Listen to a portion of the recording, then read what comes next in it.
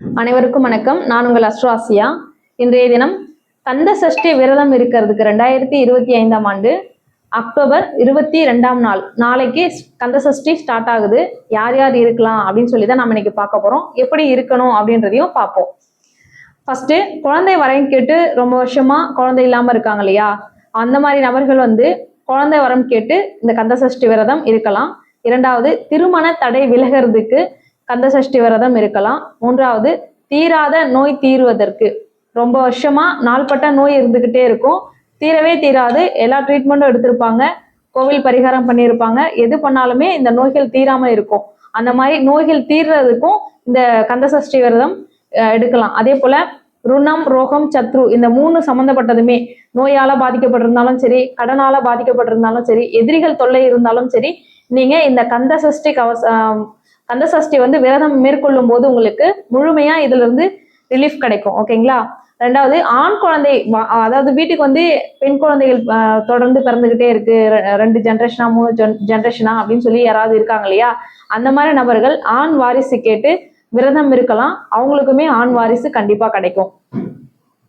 தொழில வெற்றி கிடைக்கிறதுக்கு, எப்பவுமே பிசினஸ் டல்லாவே போயிட்டு இருக்கு, பெரிய அளவுக்கு வெற்றி கிடைக்கல, என்ன பிசினஸ் ஸ்டார்ட் பண்ணாலுமே ஒரு டல்லா தான் இருக்கு அப்படின்றவங்களும் இந்த தொழிலுக்காக வேண்டி விரதம் கண்டிப்பா கடைபிடிக்கலாம்.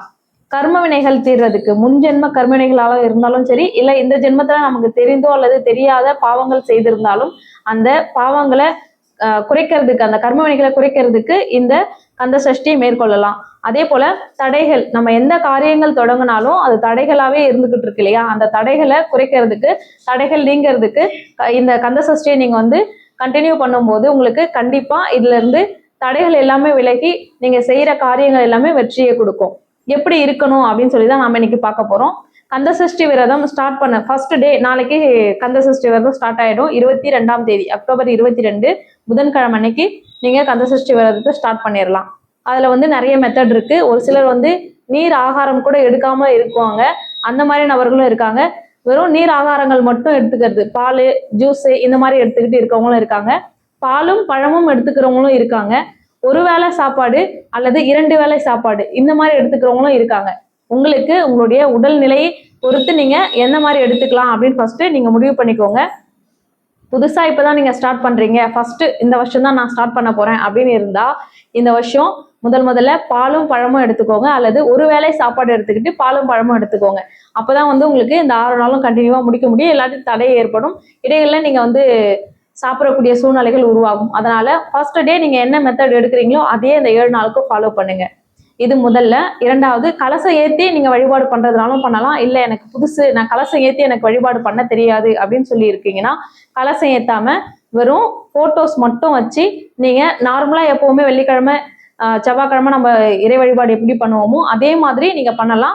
நெய்வேத்தியமா உங்களால சாப்பாடு செய்து வைக்க முடியும்னா வடை பாயசத்தோட சாப்பாடு செய்து வச்சு நீங்க படைச்சிக்கலாம். அப்படி இல்லை அப்படின்னா வெறும் பால் வச்சு படைச்சிக்கலாம். அதுவும் முடியல அப்படின்னா கற்கண்டு, பேரிச்சம்பழம், இந்த மாதிரி முந்திரி, இந்த மாதிரி பொருட்களை வச்சு படைச்சிக்கலாம்.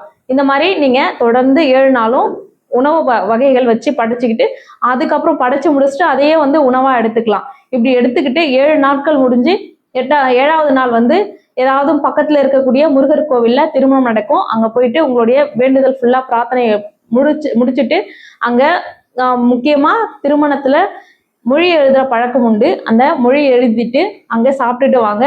கண்டிப்பா உங்களுடைய எந்த கோரிக்கைகளாக இருந்தாலும் இந்த கந்த சஷ்டி விரதம் நீங்க கடைபிடிக்கும் போது உங்களுக்கு முழுமையா வெற்றி கிடைக்கும்.